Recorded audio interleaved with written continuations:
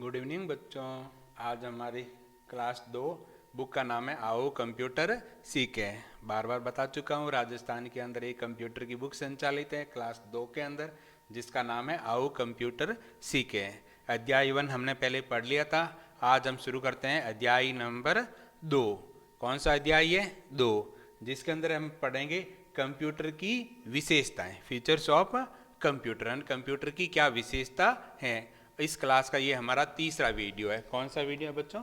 तीसरा वीडियो है। ठीक है, तो अब अगले कल अभी विंटर सेक्शन चल ही रहा है, अब पता ही है, सर्दियों की छुट्टियां चल रही है।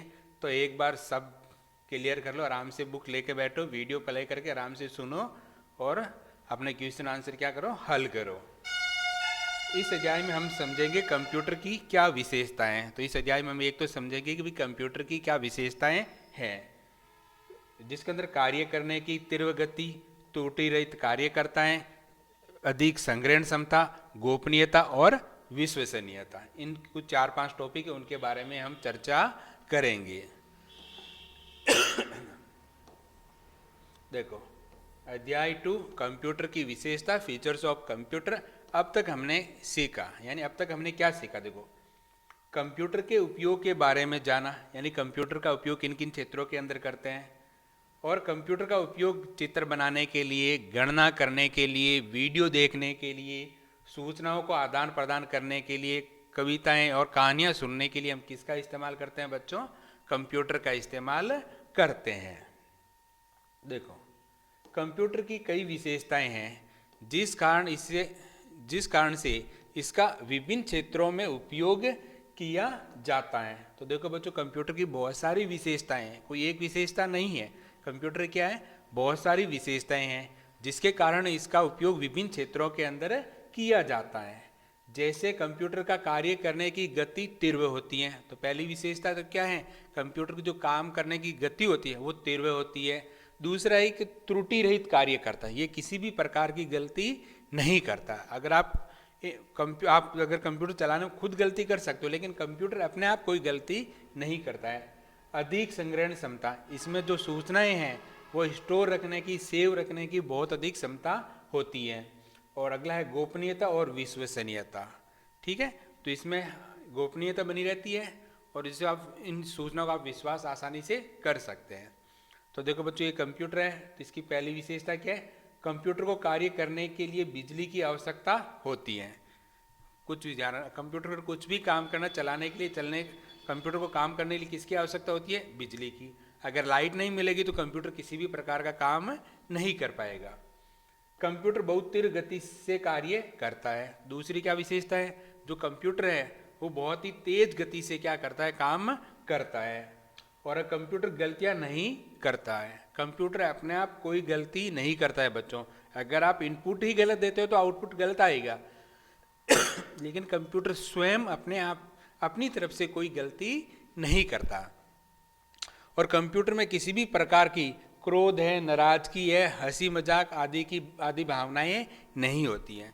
आपको ये समझना होगा कि इंसानों के अंदर भावनाएं होती हैं, जिसमें वो कभी भी क्रोधित हो सकता है, कभी हंसी मजाक करता है, कभी किसी से नाराज होता है। लेकिन कंप्यूटर के अंदर इस प्रकार की कोई भावनाएं नहीं होती। कंप्यूटर किसी से कभी नाराज या गुस्सा नहीं होता।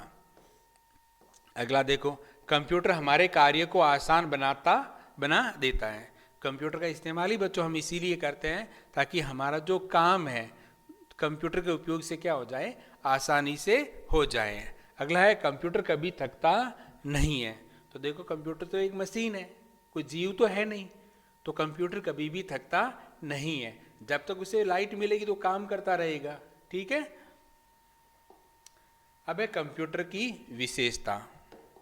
देखो, पहला है सटीकता, यानी 2 + 2 करोगे तो ये हमेशा उत्तर कितना देगा बच्चों? 4 देंगे। लेकिन तुम्हें अगर कहे कि 2 + 2, तो कई बार तुम क्या कर सकते हो? गलती कर सकते हो, लेकिन कंप्यूटर कभी भी गलती नहीं करेगा। कंप्यूटर हमेशा सही गणना करता है, यानी कंप्यूटर गणना करने में कोई गलती नहीं करता। हाँ, अगर आप जोड़ करना चाहते हो और आपने बीच में चिन्ह प्लस की जगह किसका लगा दिया? माइनस का, तो 2 - 2 0 करेगा। आप कहोगे सर 2 + 2 तो 4 होते हैं, तो आपने इनपुट ही गलत दिया है। कंप्यूटर अपनी तरफ से कोई गलती नहीं करता। अगली है संग्रहण क्षमता। देखो कंप्यूटर में इसका संग्रहण क्षमता बहुत अधिक होती है। कंप्यूटर में सूचना स्टोर करने की जो क्षमता है वो बहुत अधिक होती है। कंप्यूटर में हम बहुत सारे चित्र है, वीडियो है, कहानियाँ हैं, दस्तावेज को संग्रहित कर लंबे समय तक सुरक्षित रख सकते हैं। यानी कंप्यूटर के अंदर आप क्या रख सकते हो, गाने रख सकते हो, वीडियो रख सकते हो, अपने फोटो रख सकते हो, है ना। कहानियाँ हैं, अगर आप डॉक्यूमेंट कहानियाँ को स्टोर रख सकते हो। कहानियों मतलब या वीडियो के रूप में हो सकती है, ऑडियो के रूप में हो सकती है, या टेक्स्ट के रूप में हो सकती है, उनको सुरक्षित रख सकते हो। अपने जो डॉक्यूमेंट है, दस्तावेज है, उनको आप कंप्यूटर के अंदर आसानी से लंबे समय तक सुरक्षित रख सकते हो। अगला है गति और कार्य करने की क्षमता, है ना बच्चों। यानी कंप्यूटर क्या होता है, बहुत रॉकेट की तरफ फास्ट होता है। रॉकेट से भी क्या होता है, फास्ट होता है। देखो कंप्यूटर बिना रुके हुए थके कई घंटों तक तेज गति से कार्य कर सकता है। क्या कह रहा है बच्चों, कंप्यूटर बिना रुके और थके, है ना, कई घंटों तक तेज गति से क्या कर सकता है, कार्य कर सकता है। कंप्यूटर कभी भी थकता नहीं है। लेकिन देखो बच्चों, कंप्यूटर में किसी भी प्रकार की भावनाएं नहीं होती। मानव में कई प्रकार की भावनाएं होती है। तो देखो बच्चों, जैसे ये लड़की क्या कर रही है, हंस रही है। यहाँ पर क्या कर रही है बच्ची, रो रही है ना, दुख। और यहाँ पर बहुत गुस्से से देख रहा है लड़का, है ना। तो कंप्यूटर ने तो आपको पता है हंस सकता है, न रो सकता है, और न ही गुस्सा कर सकता है। ठीक है, कंप्यूटर नहीं तो हंस सकता है, नहीं रो सकता है, और नहीं गुस्सा कर सकता है। इसका मतलब है कंप्यूटर में भावनात्मक पूर्वाग्रह का अभाव होता है। यानी कंप्यूटर के अंदर पहले से कोई भावनाएं नहीं होती हैं। ठीक है, याद रखने योग्य बिंदु इस अध्याय में हम देखो, कंप्यूटर की गति क्या होती है, बहुत तेज होती है। हमने इस अध्याय में क्या जाना कि कंप्यूटर की गति है वो बहुत तेज होती है, और कंप्यूटर दिए गए निर्देशों के अनुसार हमेशा सटीकता से कार्य करता है। हमने ये भी समझा कंप्यूटर हमेशा सही काम करता है, अपने आप गलती नहीं करता। अगर आप जो मानव गलती कर सकता है, कंप्यूटर अपने आप कोई गलती नहीं करता। और कंप्यूटर की जो संग्रहण क्षमता है, हमने जाना कि इसकी संग्रहण क्षमता बहुत अधिक होती है। शिक्षकों के लिए जिन्हें हमारे लिए निर्देश हैं कि शिक्षक विद्यार्थियों को स्मार्ट क्लासरूम या कंप्यूटर लैब में ले जाकर वीडियो चित्रों के माध्यम से कंप्यूटर के विविध कार्यों विशेषताओं के बारे में समझाएं। तो बच्चों, हमने अभी से पीछे समझा ये क्या है, कंप्यूटर की विशेषता ही है। ठीक है, ठीक, उम्मीद करता हूँ आपको ये क्लास समझ में आ गई। मिलते हैं नेक्स्ट क्लास के अंदर, जिसके अंदर हम इसके क्या करेंगे, क्वेश्चन आंसर हल करेंगे। ठीक है बच्चों।